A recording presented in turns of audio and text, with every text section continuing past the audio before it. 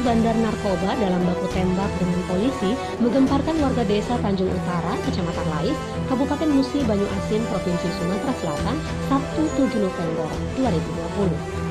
Kasus tersebut direka ulang oleh jajaran Polres Musi Banyu Asin dan Polda Sumatera Selatan di lokasi kejadian pada Senin 8 November 2020. Reka ulang tersebut dilakukan terkait tertembaknya anak berumur 5 tahun berinisial TI yang diduga terkena peluru nyasar pada bagian dada kanan saat penangkapan bandar narkoba Andi bin Supri di Dusun 1, Desa Tanjung Utara, Kecamatan Lais, Kabupaten Musi Banyu Asin tersebut.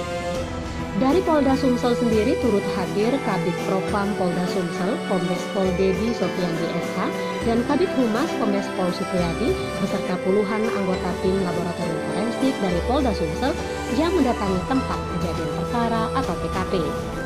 Sebelumnya, Kapolda Sumsel sudah menjenguk korban PI yang terkena tembak salah sasaran di Rumah Sakit Muhammad Husin yang tidak lain masih keponakan tersangka Andi. Kabid Humas Polda Sumsel Supriyadi mengatakan bahwa Polda Sumsel turut prihatin dan Kapolda Sumsel juga telah menjenguk korban di rumah sakit. Saat ini kondisi korban sudah membaik dan tidak ada peluru yang tertanam serta tidak ada sisa peluru yang tertanam karena memang tembakan langsung menembus dada korban. Ia melanjutkan tim laboratorium forensik, Inafis, Direskrimum, dan Polres Musi Banyu Asin melakukan olah TKP terkait adanya korban yang terkena peluru nyasar tersebut. Polisi masih melakukan penyelidikan dan belum diketahui hasil dari tim Inafis serta laboratorium forensik di TKP. Namun sudah dipastikan bocah berumur 5 tahun tersebut tertembus peluru tersangka. Sementara itu hasil pemantauan di TKP, ratusan personil dari kepolisian Polres Musi Banyu Asin hadir untuk melakukan pengamanan jalannya olah TKP di sekitar rumah tersangka dan korban PI.